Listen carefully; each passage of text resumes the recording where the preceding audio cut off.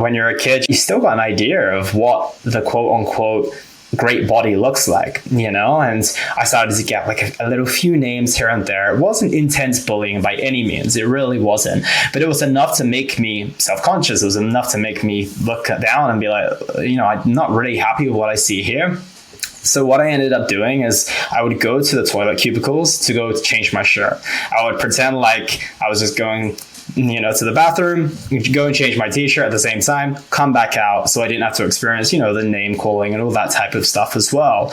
So that hit me hard because I was like, I'm a super active kid. I'm kind of eating what just about everyone else is, which isn't, particularly healthy as a child, but I was still holding this body fat and I wasn't really sure what to do about it. We believe that you are strong by design, and you were made in God's image to have a strong body, mind, and spirit.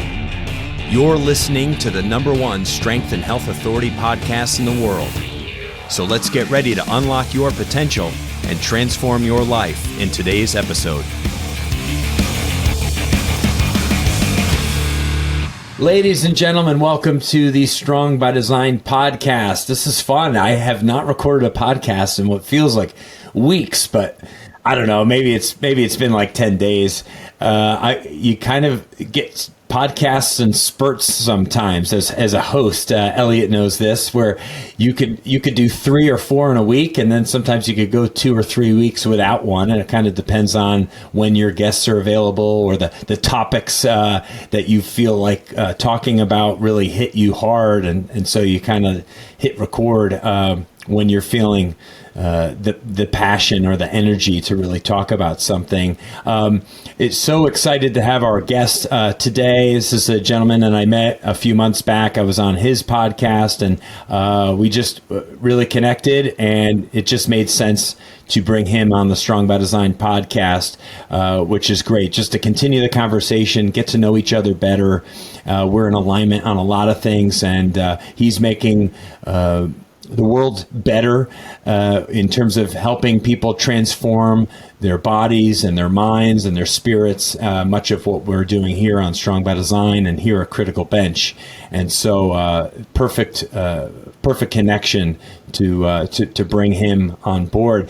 Before we introduce our special guest and get to know him better, I do want to thank all of our amazing guests our amazing listeners, I should say, or return guests of the podcast, people who are supporting us and coming back and who have been listening to us for years at this point, or maybe just you found us in 2023 and you've made us one of your favorite top 5 podcasts maybe this year. I know I always kind of rotate through about 5 or 10 myself. Or maybe this is the first episode you've ever heard on Strong by Design, and you're excited, and we're excited to have you. Thank you so much. We appreciate every single listener that we get, no matter where you're coming from. It's fun to look at the stats and see that we have listeners from all over the globe, certainly here in the States and, in North America, Canada, for sure, but all over Australia, the UK, Ireland, Germany, the Philippines, Iraq, in South America, in the Caribbean. It's so fun to go on and see, 30 downloads came here and 78 came from here, and places that I've never visited, but we're making an impact. And so that's what makes podcast content so great, is that it can be consumed by anyone, anywhere, at any time. And our conversations can really reach people and help people in ways that we'll never know. And so if you could, or if you would, at the end of this episode, we would love it if you would hit 5 stars, give us a rating. Let us know that you're loving the show. And if you want to even take it a step further, leave us a review. It could be a sentence or two that talks about maybe this episode or a past episode that touched you, that you found exciting or was very powerful for you, or what you think of our podcast as a whole. Maybe a general overview of how you feel the podcast is helping you in life. And of course, we're trying to reach people in all different capacities and helping their bodies in helping their minds and helping their spiritual walk and their faith. And so we just are so encouraged by all of you and would love that feedback. So thank you in advance for that. And I'll ask you at the end for another very simple favor, but I'll save it till the end.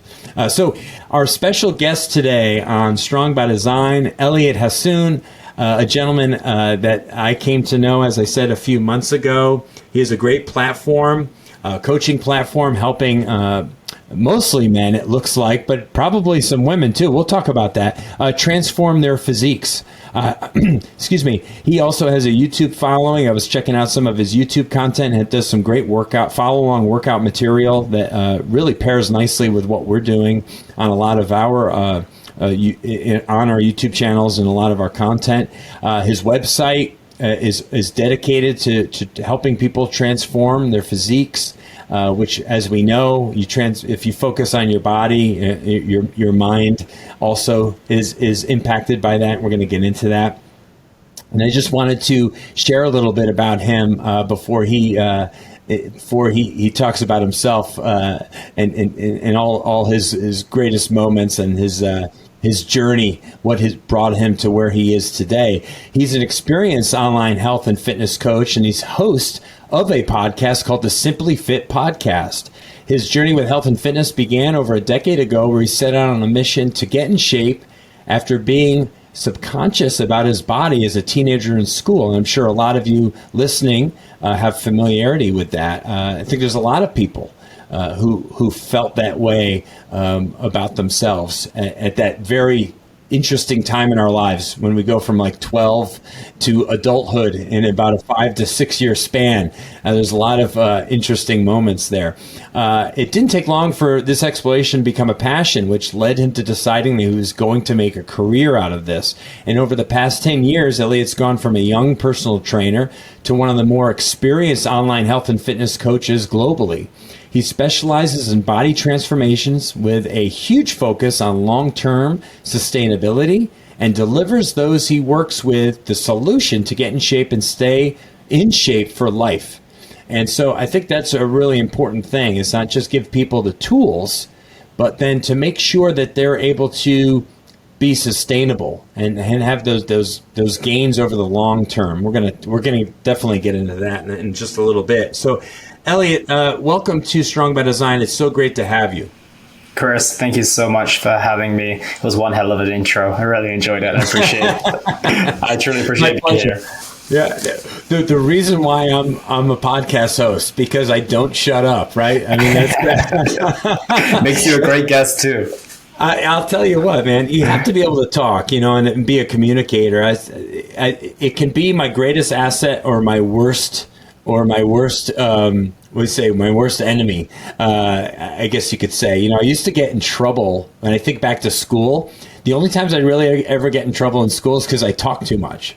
The teachers would pull me aside out in the hallway, and they'd be like, "We love you, Chris. Like, you're great. You're a good student. You try hard, but it's my class. So could you let me please talk, and then just try to be a little bit more quiet, because I was just always talking with people." But that's led obviously to hosting a podcast and to making a lot of video content over the years. So that's been fun. So you're doing a lot of the same stuff that we do here at Critical Bench, Elliot. That's why we hit it off so well when you were gracious enough to have me as a guest on your podcast, the Simply Fit podcast. And I still appreciate that and really enjoyed getting to know you. But I want to get to know you a little bit better and share who you are with our audience. That's the luxury of having our own podcast, is you meet great people, and then we can take those connections and then make them even more powerful, more magical by sharing it with hundreds, if not thousands, of people that are listening. Tell us a little bit more about those early years, those self-conscious years, back when you were a kid and before that passion really struck you. Like, what was it that really has stuck with you over the last 10 plus years, and what's the driving force there? For sure. So when I was much, much younger, just like many of us, I had no real experience with health and fitness. My mom and my parents and my dad as well, they wanted me to be healthy, of course, just like every good set of parents do. However, as we probably know, most adults don't know a huge amount about health and fitness. So, they go about putting what was on my plate, which was healthy, which was, full of these nutrients, but it was also abundance of carbohydrates and fats. And, as a kid, I enjoyed those carbohydrates and fats. And trust me, I didn't only eat the things that my parents put on my plate. And I didn't have that genetic gift. I wasn't that kid who, would take his shirt off and there was no ounce of fat on him and he had abs since he was 5 years old. I was the kid who maybe held a little bit of body fat. I have a brother who was more genetically gifted from that perspective. And unfortunately, I wasn't, even though I was a very, very active kid. I loved sports. I loved football. I loved skateboarding, tennis, anything revolved around sport. I really enjoyed. However, I still was holding a fair amount of body fat. And as I transitioned into my teen years, you're in your PE classes, your physical education classes. I'm taking my shirt off to get changed for PE. I'm looking around and, these guys' bodies, some of them look the same as mine. Some of them maybe are holding a little bit more body fat and some of them are very lean and thin. And, when you're a kid, you still got an idea of what the quote unquote great body looks like, and I started to get like a little few names here and there. It wasn't intense bullying by any means. It really wasn't, but it was enough to make me self-conscious. It was enough to make me look down and be like, I'm not really happy with what I see here. So what I ended up doing is I would go to the toilet cubicles to go change my shirt. I would pretend like I was just going to the bathroom, go and change my t-shirt at the same time, come back out so I didn't have to experience, the name calling and all that type of stuff as well. So that hit me hard because I was like, I'm a super active kid. I'm kind of eating what just about everyone else is, which isn't, particularly healthy as a child, but I was still holding this body fat and I wasn't really sure what to do about it. And this is where I give a lot of credit to young teenage Elliot. And I just decided that one day, okay, let me just search on Google what some of the people who have great physiques in my eyes are doing, and a lot of the time, most people's idols are people like Arnold Schwarzenegger or some of these big bodybuilders. Mine was a little bit more, what can you say, a little bit more low-key compared to that. So I was like, David Beckham, body and diet. Zac Efron, because he was big in High School Musical at the time. What was their diet and their training regime like? And everything I saw pointed to high protein, low carb. High protein, low carb. And I was like, I have no idea what any of this means, but I'm aware that it seems to be a recurring theme. So I was like, okay, how do I replicate that? Right now, my parents are still cooking for me. I'm still a kid. So I go to my freezers and I look inside the freezer and the fridge. And I'm like, okay, let me look at the back of these boxes. Okay, this has, it's in the teens of protein. Okay, that seems good. I wasn't caring about fat or calories. I was like, okay, if the carbs are kind of low, and I considered low to be under 10, and if the protein seemed over 10, I was like, okay, this seems like a good thing. So I took these like breaded chicken breasts. I was like, perfect, they're for me. And then I looked deeper and I found like these breaded, what do you call them in America, fish sticks. And I was like, okay, these are not bad. They've got a little bit more fat in them, but they still fit within that protein requirement. And my mom's a vegetarian. I was like, there's some vegetarian burgers in here as well. So this was my little collection of protein out of all the things that I could find in my household. I was like, perfect. I'm only going to eat this moving forward. I'm going to have one of these chicken breasts, 2 of these vegetarian burgers, and like 2 fish fingers or fish sticks, whatever you call them.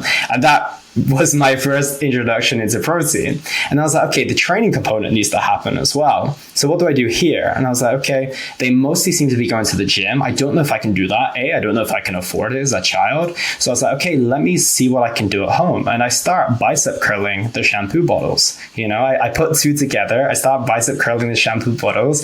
I do these tricep dips on the back of my bath. And we have a bathroom stool as well. So I do some elevated planks as well. And I just do that for 15-20 minutes in my bathroom, combined it with my put together protein diet.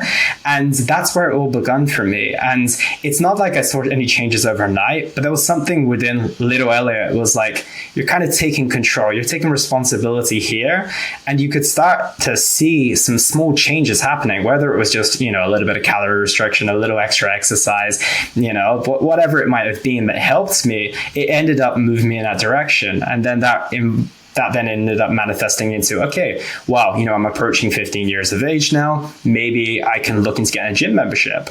And there was like teenage people hours between 3 and 5. So I was like, great. Usually I would hang out with my friends at the school gates between 3 and 5. Well, all of a sudden I was like, nope, I'm going to skip the friends part. I'm going to head straight home, head to the gym, do whatever I can for 2 hours. And, most of the time I stayed till 6 p.m. because they didn't notice that I was staying in there a little bit later.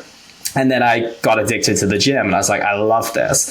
And then all of a sudden, a summer comes along and I'm doing my gym. I'm doing what I know about fitness, which is not a lot. I mean, nutrition, I should say, which is not a lot. And I come back the next year of school looking different. People have noticed a change in me. And I was like, damn, I felt great. Like, it was super unusually put together, but I had this passion for it. I committed to going to the gym like 5-6 times a week just because I loved it. And I ended up transforming my body, not in an outrageous way, but I went from being that chubby kid who people made fun of to the guy who was like a little bit leaner. As a child, it's not usual to see a little bit of muscle on a kid either. And I was going to the gym. I started to see that. And I saw an area in which I was kind of excelling in, which no one had kind of caught it onto yet, and that was my thing. So ever since then, it's just been one of those things that it helped me so much that it stuck with me for the remainder of my days. And there's a lot between then and now, but that's ultimately what started me on the path of my journey. What was the tipping point in terms of what age were you specific? Were you like 13, 14, 12? Like what age, if you had to put a number on it, what would you say? I would have to say I'm a younger child for my year group in school. So I think it would have been like being 14 and turning into a 15-year-old at that stage. Wow.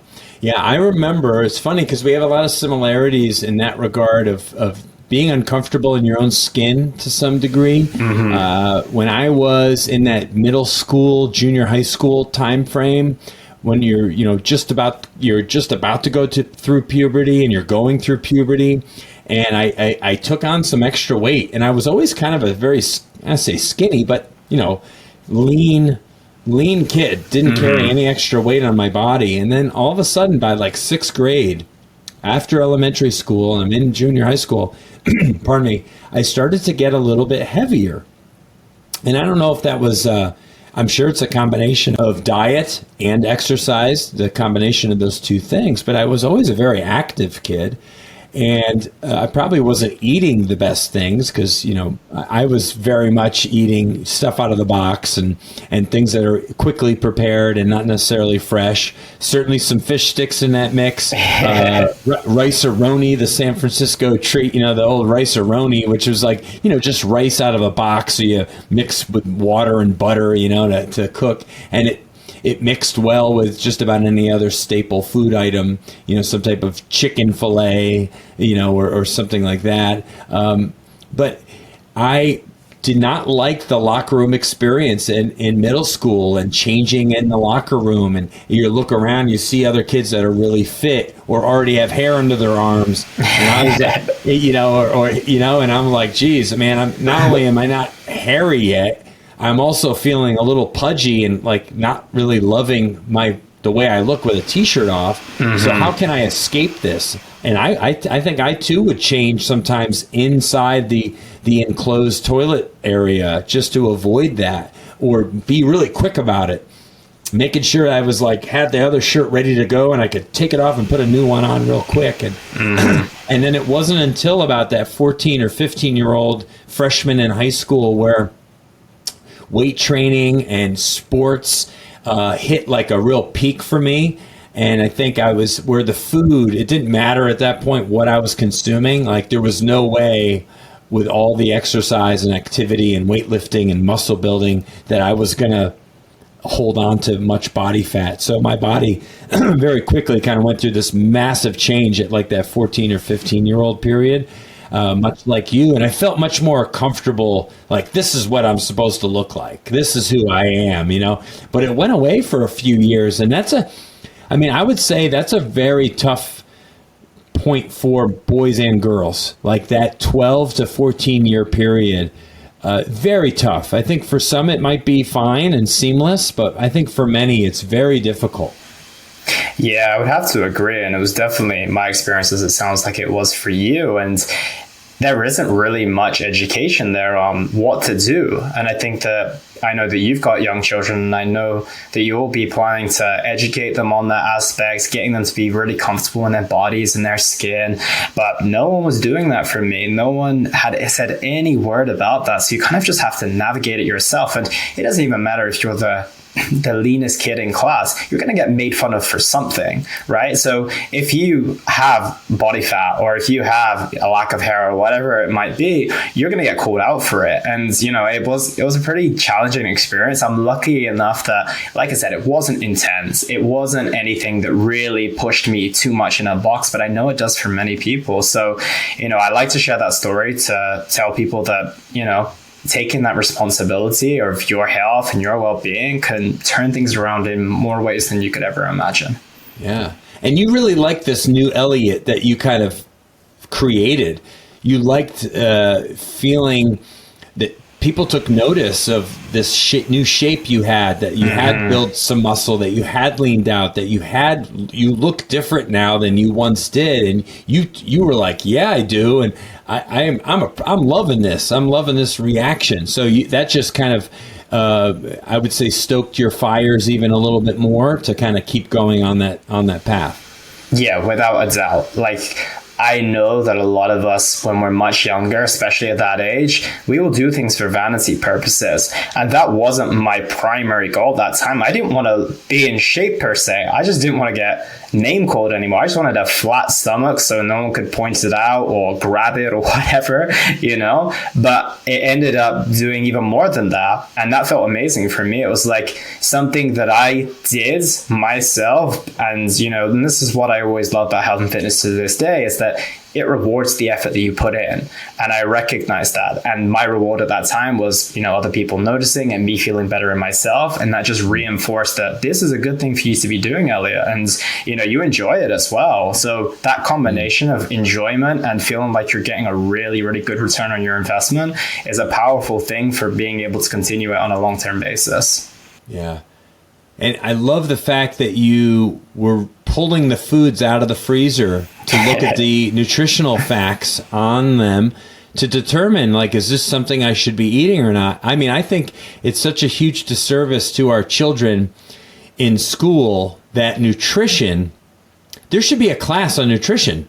There should be a class at every level, I even feel like, that's about nutrition and fitness and about exercise and the impact on your body and on your mind and knowing what foods are going. But you know what? It's as good as the school systems can be and the things that they can do right.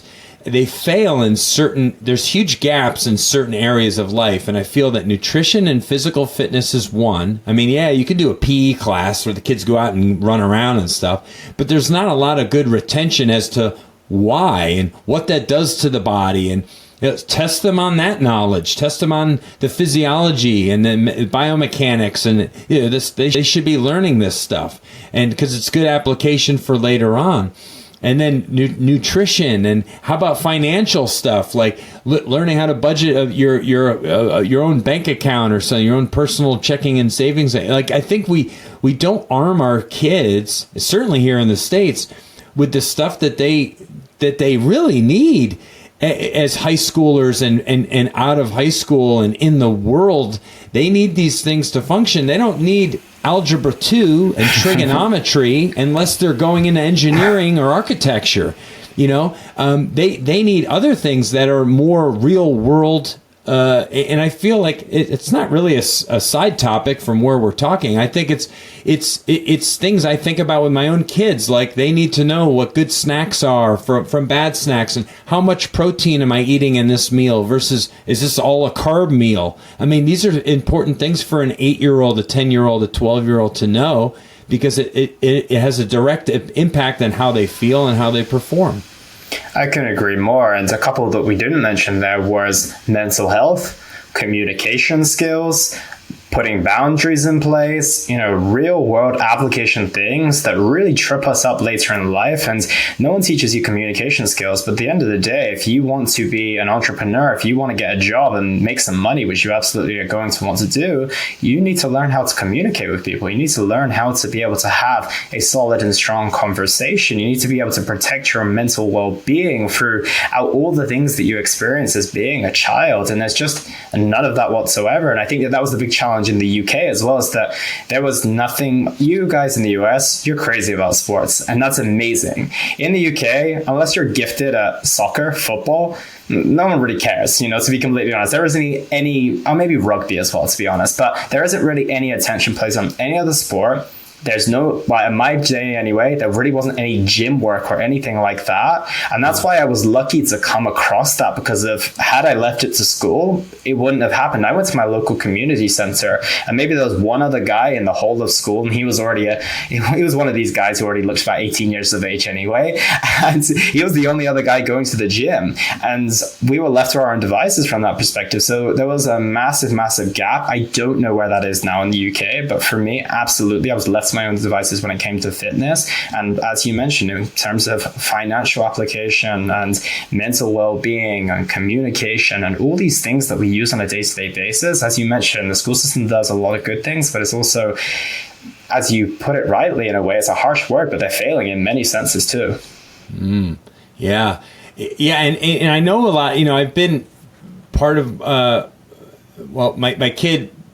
my son just left elementary school. He just completed his 5th grade, so he'll be moving on to a new school. And I loved the school where he was since he was a kid in kindergarten all the way through 5th grade. And great teachers. I was heavily involved. I volunteered at the school many times and would teach. I'd go there on special days to teach the kids, and always had a good time in the classrooms with the teachers. And they do a great job at that particular school system. I was always very pleased with it. But I've heard some horror stories in our country, and specifically, certain cities and areas of the country that are much more, let's say, just on a different side when it comes to how we educate our kids. It's not that way here in Florida. We're in a little bit of a bubble. People are still sane and logical with things. I feel like it's a safe haven, if you will, I think, for our kids and for our future.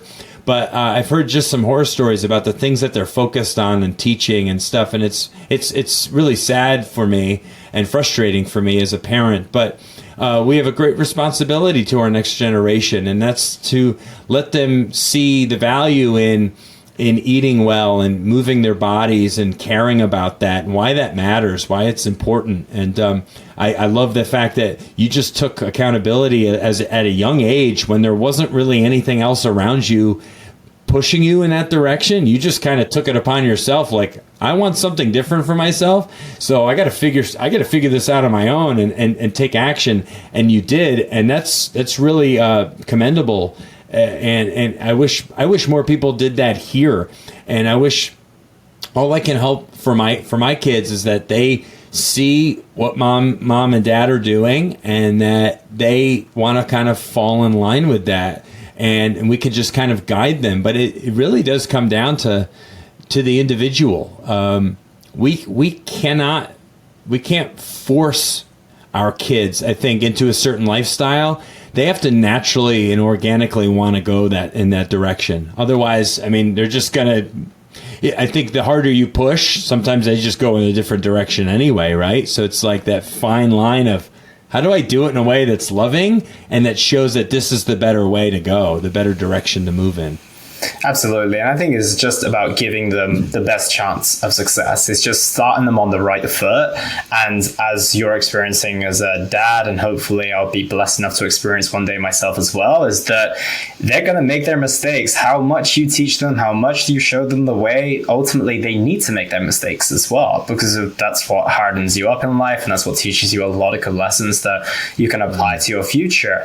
But at the same time, better to give them a bit of a head start than starting them with one arm, tied behind their back, right? Which is what I feel like we're kind of currently doing right now. And hopefully, the next generation, myself, yourself, of people who are going to look to raise their children and hopefully have an influence of children around them. And also, as a coach working with parents right now, and making them kind of change their health and fitness habits. It's not too late for them to start influencing their kids. And it's really commendable when, someone gets to their 30s, 40s, they're starting to think about having children and they're like, I want to get myself sorted out before I bring life into this earth. And I'm like, that's commendable, especially considering, just like myself and perhaps many people listening, you didn't necessarily have the best education. I do give credit to my parents. They wanted me to be healthy. They just didn't have the tools themselves.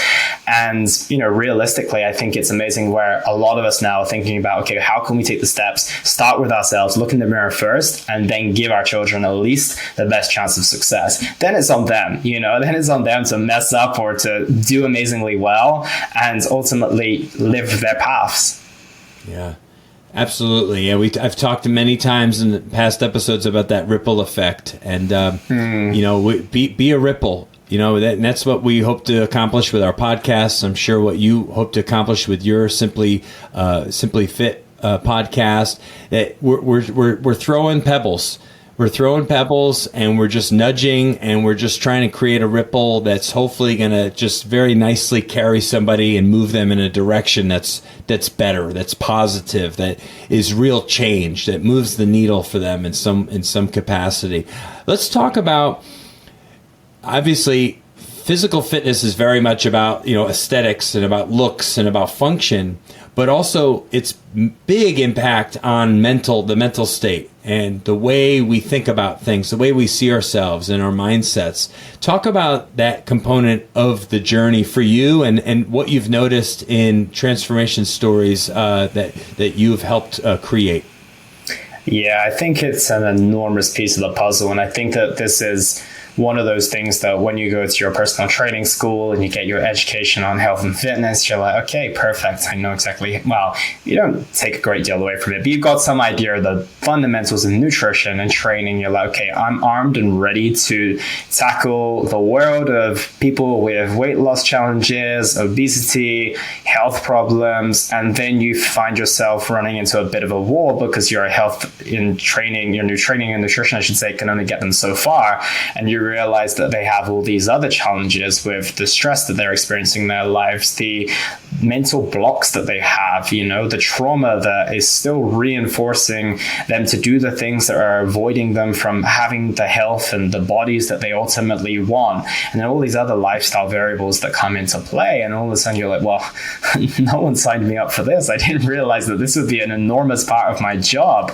And I quickly learned it. I quickly learned that, okay, perfect. We can get someone on a good workout program, we can get someone on a good nutrition program, we can see some great results. And I never want to take that emphasis away from that aspect because so many people can feel so much better by just doing those things. However, when it comes to keeping someone there on a very long-term basis, something in that mindset and that identity piece needs to transform as well. We need to get this person to start to think about their behaviors, the things they do on a day-to-day basis to ensure that it sticks, because if anyone can follow something for 90 days, 6 months, or even a couple of years, but to get to someone to stick to it for life, that has to come down to a person in some way transforming their behaviors and ultimately their identity. So I discovered that a lot with my clients, to be completely honest. I didn't have that identity challenge because I was the trainer. I was the trainer and I was the guy who loved the gym and loved my nutrition. However, my mental health challenges came from not understanding childhood trauma, not understanding my self-worth and self-confidence issues, which I think all of us kind of experience to somewhat of a degree. And I ultimately feel, and I always say this to people, like up until the age of maybe like 21, 22 years old, I was not in control of my own ship. My life was kind of just controlling me because of my thoughts led me to where I thought I should go. I had no consciousness, I would say.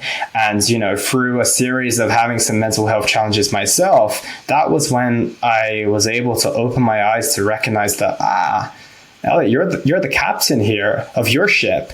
And that before I was just kind of watching and looking out the window and wondering like how this thing keeps steering in each of the directions I'm going. I'm like, I feel like I have an influence, but my hands weren't on the wheel. I wasn't steering things. I wasn't heading in the direction that I ultimately wanted to be. And that led to a lot of challenges. So that was my personal experience with challenges from a mental well-being standpoint that knocked on into my fitness, my health. And I see it with my clients all the time. And, as much as that period of my life was probably one of them, it was the most challenging period for me, I look back with gratitude now because I see so many people going through it. And had they asked me as that young, inexperienced trainer who was just very excited to get people in shape, I wouldn't have known what to do with them. I didn't know what to do with them. I could just help them work out, but I didn't know what to do with the traumas that they were experiencing. And now I'm not a qualified psychologist or therapist by any means, but I can help them work through that. I can guide them in the right direction. I can give them some tools that helps me. And that ultimately has unlocked a different path in my ability as a coach and the people that I've been able to help, which has been truly transformative in many ways because of, as you say, it's a full system. It's mind, body, and spirit. It's not any of those individually working at any time. And by me opening up that path within myself, it helped me do it with other people. And that's ultimately taken me from just a generic fitness coach to someone who can genuinely help someone transform the course of their life. And that's what really, there was a point where I got a little bit tired of fitness coaching, to be honest. I was like, I'm kind of just there, a paid buddy who helps them work out. And then I kind of tapped into this aspect, the body transformation stuff, and kind of working into the mindset. I was like, okay, new level unlocked, and this level is super damn exciting, and I can't see the limit now. Whereas before I was like, okay, I feel like this is not as fulfilling as I thought it would be. And then that took me to the next level in my life and my career as well. Yeah, that's wonderful perspective, and really owning that level of responsibility, as like, wow, living in that gratitude of it too, I'm empowered by this. Like I love what it can do. I know firsthand what it's done for me, and I love that I have the opportunity to do it with someone else and to help them for, establish habits and rituals that they can use for the rest of their life. For sure. And that's a really, that's all I ever hope to accomplish when I talk to somebody, whether it's a kid or a peer or someone that's older than me, maybe someone retired, is that they can see the genuine enthusiasm and passion that I have for movement of the body and its impact on everything in your life and how you see the world and how you act and your energy and how you think and how you speak and how you carry yourself and you walk tall with confidence and all of these things. And everybody wants this for themselves on some level. And I think the only way to get there is to truly have that marriage between your mind and your body. And when we neglect our body, our mind, pays a huge cost for that. And vice versa. If we're only focused on the exterior and we do nothing to help our minds and grow and become better human beings, and then we're just a shell with no substance. And so it's the combination of those two things. So I love how that those things matter to you, and that it's not just transforming the outside. It's in doing the work to transform the outside, you're transforming the inside, massive, having a massive effect on that and how you see yourself in the world. And I love that. Talk a little bit more, Elliot, about getting people to that place where they can stay long term, and there's real sustainability in the work that you do with them, where after they're done with you, maybe 6 months or a year later or 2 years later, that you see them as somebody that's just like, okay, man, we've done it. It's been a great ride. You have all the tools in your arsenal. You know how to utilize every single one of your weapons, and so go at it. And then hopefully we'll reconnect at some point down the line. Tell me a little bit more about that. Yeah, that's my favorite part of the coaching journey, is letting someone spread their wings, ultimately being able to confidently say that you have got the tools, you've got the education, and you've also got the result as well. That's a big point I want to make in just a moment, but it's such a good feeling to send someone away and say that you no longer need me. If you want to stay and we want to work on these brand new goals, then totally fine. But I don't want you to stay because you need me. I only want you to stay if you want me. And that's a totally different, those are two massive things. So the big part of sustainability for me, I think it starts very much at actually achieving what you want. I think so many of us, we go down the route of stopping shy of our goals. And, we go on the path of saying, okay, I want to be, to use an arbitrary number, I want to be 60 kilos because I know that looks good on me. I know that feels good on me. I'm currently sitting at 80 kilos. And then I get myself down to 77. I've lost, a good amount of weight. I got myself to 67. I've lost a good amount of weight. So I'm about 13 kilos down now. But all of a sudden, now I'm getting a bunch of compliments from my friends and my family. And so many people are telling me that, you've done enough. Why are you pushing for more? And those voices start to sit with me. And I'm like, well, you know what? I have put a lot of effort in. Why don't I take my foot off the gas? And then they kind of get stuck in this middle ground. And then they still have 7 kilos to go.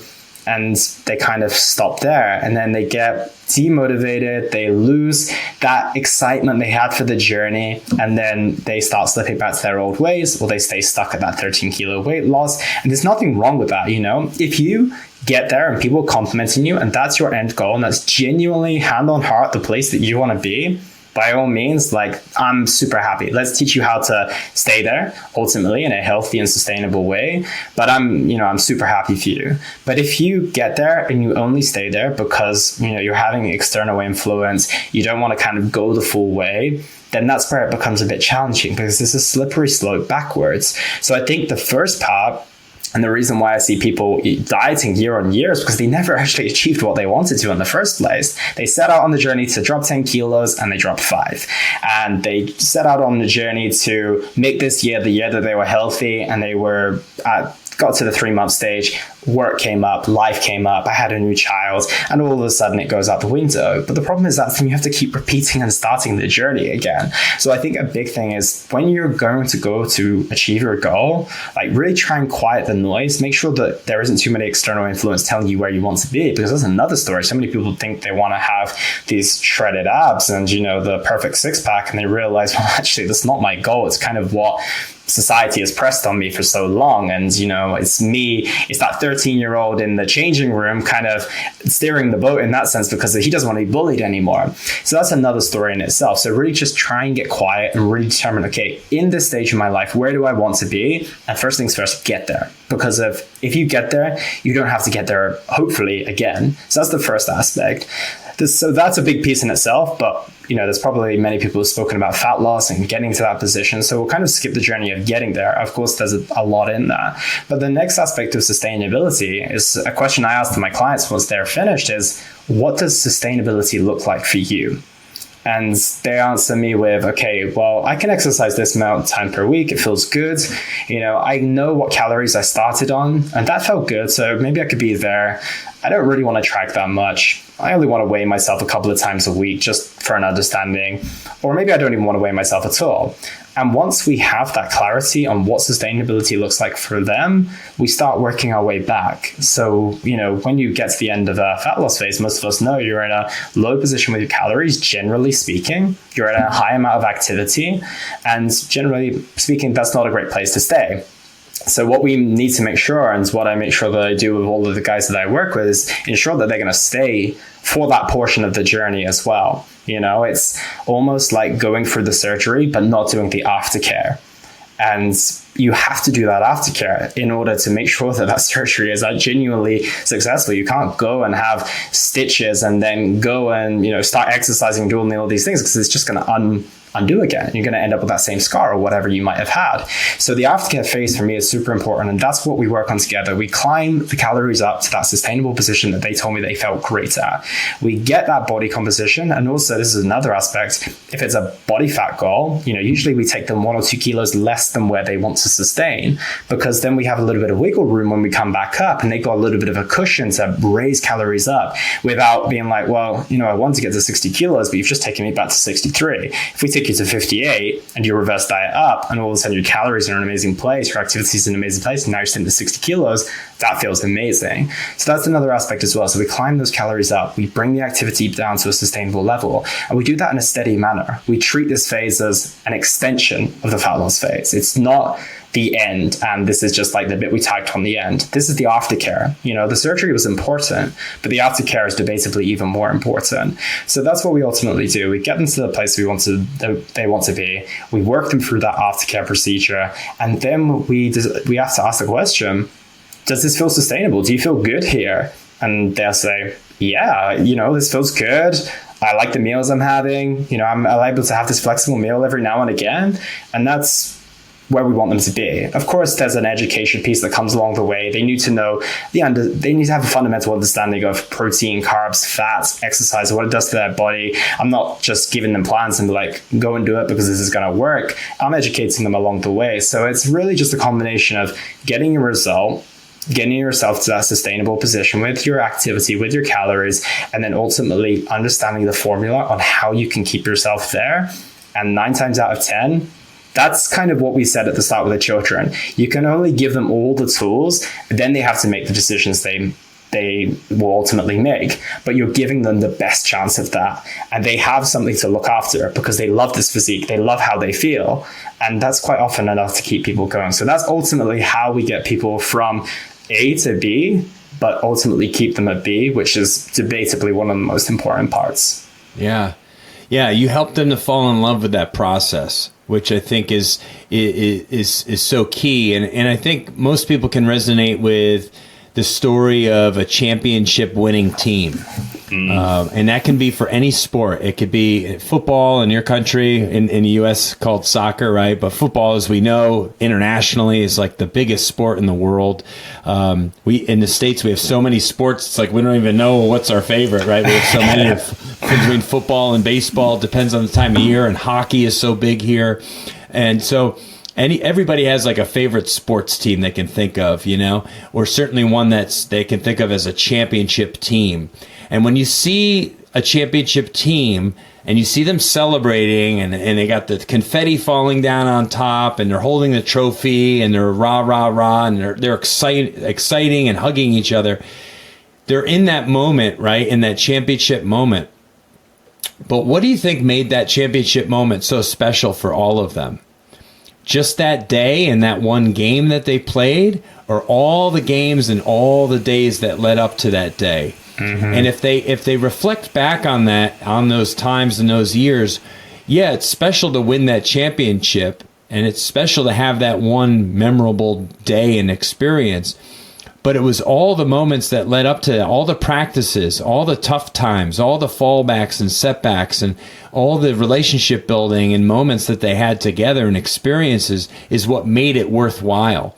And in life, it's the same way. If we can just get to a place where we're really relishing in the journey and in each moment, in each day, and each time we get up a little earlier and go for a walk, or each time we make time for that 20-minute workout that we didn't think we'd be able to make time for, and it's falling in love with those moments, knowing that the goal is what the goal is, but I gotta like getting there. I gotta really enjoy these moments and make and pile up all these little victories and wins every single day. I have breath in my lungs, and it's those people that ultimately get the results that they're after because they love the grind. They love each day. Like, you look forward to your workout. You look forward to eating a good meal, eating a clean meal, do something good for your body. You look forward to going for a walk on the beach or whatever time you have to exercise in a particular day. That's special for you and enjoyable for you. And if you're not enjoying it, you're not going to stick with it. And so that's what we encourage all the time is like whatever that activity is for you, what gets you moving in the world, then, hopefully it's something. Because if you don't love movement, then you're not gonna get the physique that you desire for yourself. But if you love it, you'll stick with it. Is really what we're talking about here. You gotta like it. You gotta love it, because if it's forced, it'll never last. Yeah, I heard a recent quote which stuck with me. Quotes don't stick with me as much as they used to, but this one was a good one. The guy said, it was on a podcast, he said, the man who loves walking will walk far further than the man who loves the destination. And I was like, that's very, very nice. And it's very relatable to what you just said as well. And it's quite often on the journey of a health and fitness goal that you might have to do some things, or you might choose to do some things that get you to your goal sooner. You know, maybe you don't actually love weight training, but you recognize that that's actually really going to help you get the result that you want. But then thereafter, you might actually say, well, wait, maybe I'm going to explore CrossFit. Maybe I'm going to explore just weight training twice a week and go to a sport instead. And then you've just got to be realistic with yourself. You're like, well, if I want the best possible physique I can possibly get, then yeah, you're going to have to weight train. There's no getting around that. So then, then at least you're going to love the process of getting the body that you want, even if you don't love the weight training so much. But quite often, a lot of people will turn around and be like, well, the exchange isn't that much. It's not really worth it. So I'm going to run a couple of times a week. I'm going to weight train as much as I know I need to, but I'm not going to overdo it. It's the same as your yoga story, right? You know you need to do yoga because it's great for you. But you don't love doing it, but you get yourself to do it because you know the importance of it. But that doesn't mean we're going to see you doing it 5 times a week and become a yoga instructor anytime soon. So I think it's just being realistic with yourself and just doing a little bit of what you need. But ultimately, if you want to sustain things for the long term, doing the things that you truly enjoy, even if that's in exchange with what might be perfect in terms of what you can achieve with your health and fitness in your body. Tell us about one or two particular transformation stories that come to mind when you think of someone who's achieved just a great success working with you. It could be, whatever. It could be some extreme one. It could be something that's, not so extreme, but it's just real memorable for you and special for you. Yeah, many come to mind, to be completely honest, but the ones that stand out, and the reason being is I just met a man when I was in Dubai. He lives there and we met up for a coffee. He's been a client of mine for some years now. And he started his journey. I had another coach in my team at the start who he worked with. He did a great job. He maybe dropped 10 kilos or so. And he came back to me, that coach I'm no longer working with. And then he came back to me and was like, hey, Elliot, I'm keen to restart my journey. So I was like, okay, you're going to come on board with me this time and we're going to get after your goals. And I know that you've dropped some good amount of weight before. He's a pretty heavy dude to begin with. He's well over 100 kilos, but he always has this sticking point. I can't remember the exact number, but let's use 95 kilos as a sticking point. And he just couldn't get past it. It was like a mental block or something along those lines. And we just met in a coffee shop in Dubai, and he's in the best shape he's ever been. He's never seen himself like that. He's about 50 kilos down total from his absolute heaviest. And that's very impressive. And it's probably, debatably the most impressive part. But what's super impressive to me is how many times he went through weight loss attempts, weight loss journeys, how he was identified as the bigger guy for almost his entire life. And now he's sitting in front of me. He's got a Fitbit on one arm and he's got his Apple Watch on the other. He's wearing his sports kit. He's almost looking a little bit leaner than I am. And he's a completely new guy. And for me, that's such a standout because he's a parent. He runs part of his family business as well. He has all of these other responsibilities and all these other reasons why he shouldn't have technically got that result. Yet he applied himself. He found the formula that worked for him. He remained open-minded. And that was what was mind-blowing to me, is that you've lost a significant amount of weight, and no one can deny that when we look at the photos. But what's changed up here and what you're going to now live and what's in front of you is exactly what I mentioned earlier in terms of people turning things around when they have children who are going to look up to them and be like, damn, Dad, you looked like that once upon a time, and now you look like this. Like, those type of stories for me are super inspiring because as we know, like, the body is kind of just a physical manifestation of what's going on internally. And the way that he was able to change and flip those switches to become ultimately what he became, it really does blow my mind, to be honest. Yeah, that's awesome. I love stuff like that. I love hearing about things like that, especially, as a parent, as a father, the need and the importance of a father or a dad being that rock or being that leader, showing true strength in his willingness to go all in on this journey, on this transformation, and for the son or daughter to witness that and to see, like, wow, dad was in this place and he took himself to this place, and how much work was involved, and dedication and care, and knowing that he was making himself better for his kid. And that's ultimately what we're here to do. Like, I every day is an opportunity for me to be a better dad, to be a better husband, be a better man, a human being. And I want my kids to see that I'm not infallible, that I make mistakes, I screw up, I say things I shouldn't or do things I shouldn't do. And I can be sorry for those and try to do better the next time, because they're going to go through that their entire lives. And what better influence than from mom and dad to show them in real time, like, what that looks like. And so that's wonderful. I love that story. I appreciate you sharing that. So what's next for you? What's on the horizon for you? What's coming in the second half of 2023 or 2024? More of the same? More of the same, and my goal every year is just to evolve in every sense of the word. You know, what I'm doing professionally, what I'm doing personally, and what I'm just doing full stop in terms of where I want to go. So this year on a personal front, I'll be getting engaged. So I'm very, very excited about that. Yeah, awesome. It's all in the works right now. It takes a ton of planning, that's for sure. And by the time this episode is released, hopefully it's all done and I can take a huge deep breath. But so that's kind of what's happening on the personal front. So that's obviously a very, very exciting thing. The podcast is another big area of my life. You know, we're approaching 400 episodes now. You know, we've had some amazing guests, including yourself. So we plan to continue pushing that, because podcasting is such an amazing medium. You know, I say to a lot of people that when it comes to all the other social media platforms, and you probably know this more than anyone else, is that you have to grab attention. And what I find with podcasts is almost people grab their own attention, they bring it to the podcast with them.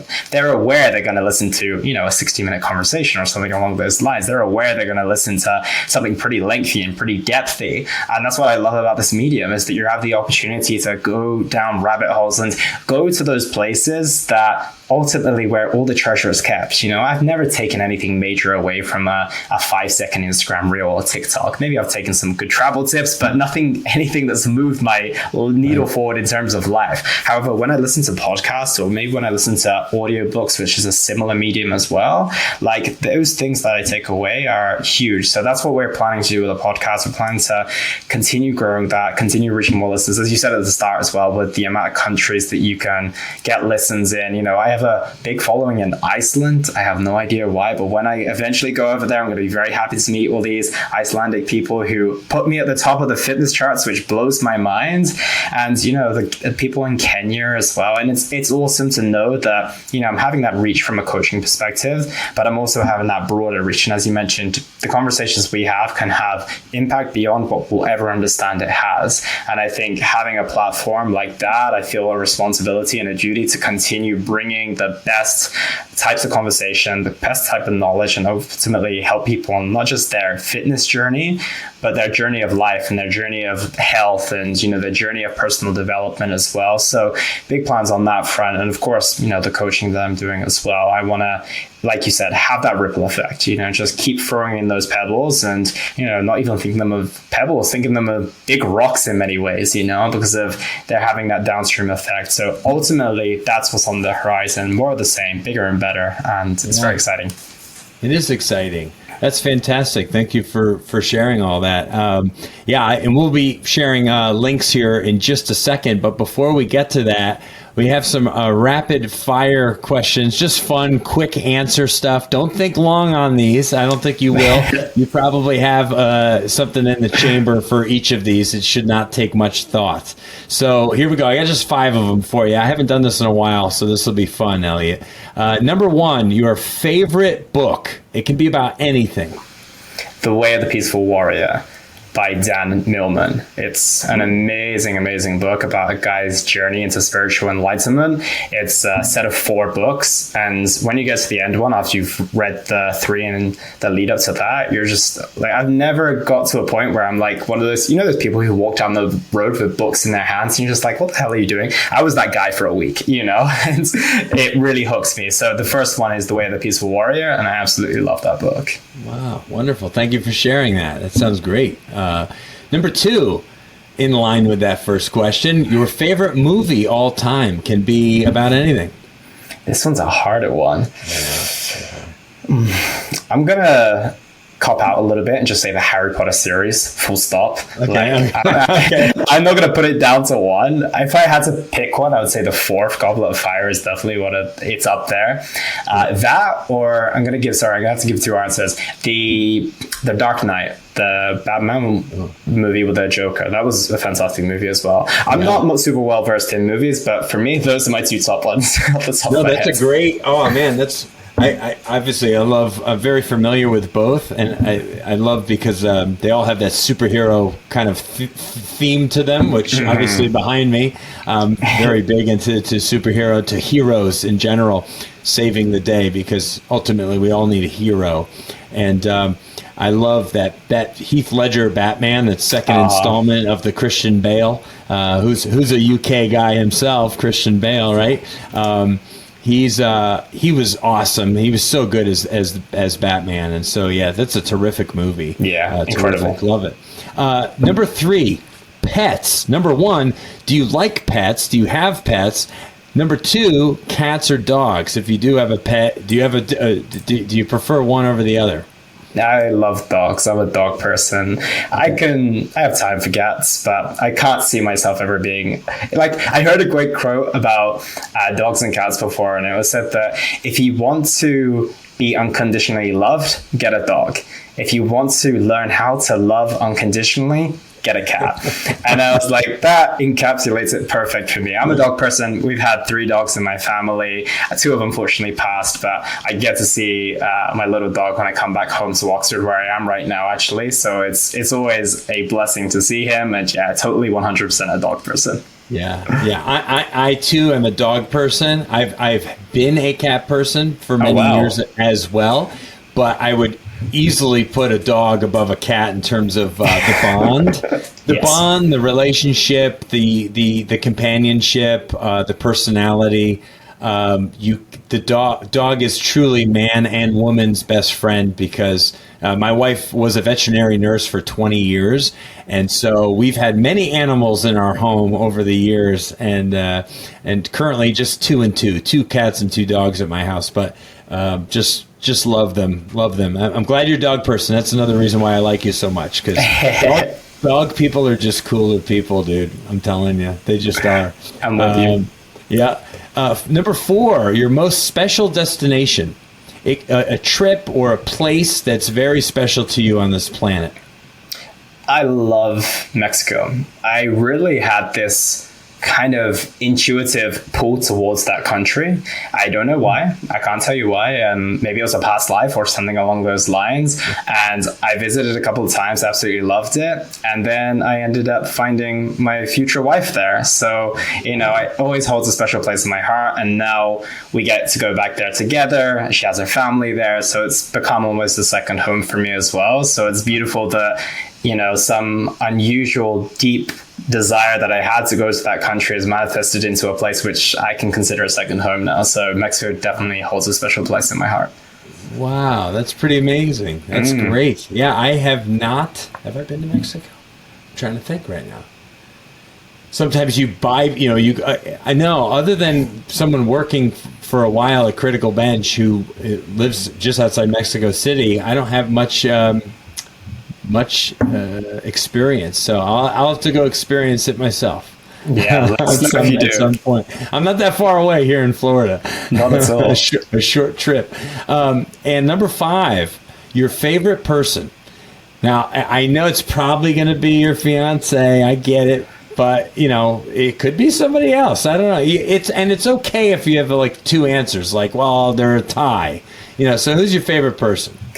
Yeah, I'm gonna have to take the cop-out answer once again and put it down to those people. I don't have a big circle. I've chosen to keep my circle small in the sense of people who I genuinely care about, and I feel that I love to meet people, I love to network, but when it comes to my very intimate circle, it doesn't go too far out of my family and my future fiance as well. So those are the most valuable people to me in my life. And of course, myself as well. I'm a pretty fantastic person, I like to say so. But so I value that relationship I have with myself and, ultimately my family, who are very, very close to me. Oh, that's great. All right. Well, good to know. That's awesome.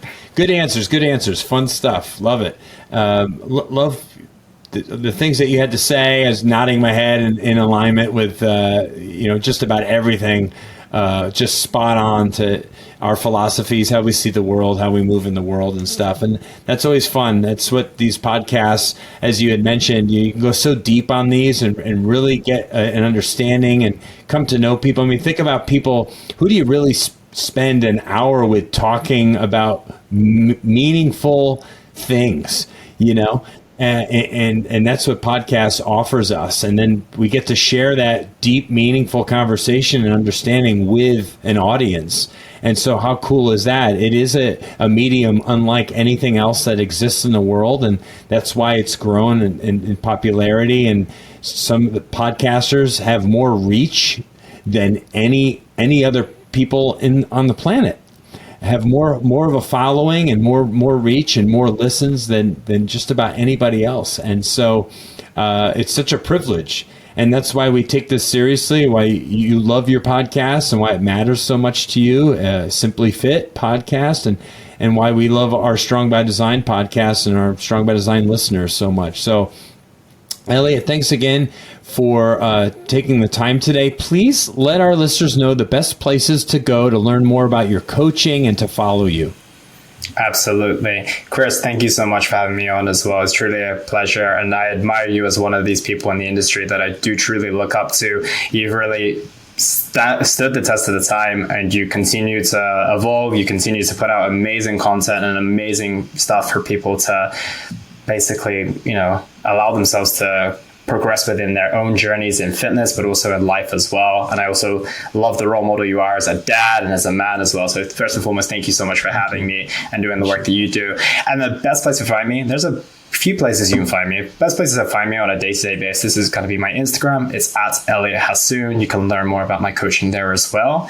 If you're into podcasts, hopefully you've been able to enjoy this one today. I have my own called the Simply Fit podcast, coming up to 400 episodes. You can listen to it anywhere, all audio platforms and YouTube. And if you're keen to do some workouts as well, anywhere from 5 minutes to 30-minute follow-along workouts, I also have a YouTube channel where I post a once-a-week workout, which is designed for anyone who wants to get themselves in shape, whether it's cardiovascularly from a strength training perspective. So you can find me at YouTube and you can just search Elliot Hasoon and you'll find my workouts there. Yeah, the workouts are terrific quality. I love how you get right to it. I mean, there's not even any speaking in most of these ones that I was checking out. You just start, you get right into it. People can follow in real time, work alongside of you, and then boom, and you've amassed several of these, and there's all different kinds. There's stretching, and they're like meditation ones. There's body weight. There's all kinds of great routines that you're doing. So keep up the great work with what you're doing there. Great quality. I really enjoy those. Thank you. Looks really good. Yeah, this has been fun, folks. Now is the time. Remember, I said at the very beginning, there's one thing I'm going to ask of you, and it's a very simple favor. It's to share this episode with one friend or family member or coworker, somebody that could benefit from the message on this podcast, this conversation. How has it touched you? How has it moved you? Has it made you want to try a transformation for yourself or get involved in some type of major change in your life? And so we just we're so grateful for you listening to this, but then help us spread the word with this great episode of this podcast and let it reach more people. And a simple share can really mean a lot for us. So we thank you in advance for doing that. Thank you so much for listening to the Strong by Design podcast. If you found value in today's episode, please subscribe so that more people can find out about our show. Plus, you don't want to miss any future episodes with the amazing guests and topics we have lined up for you.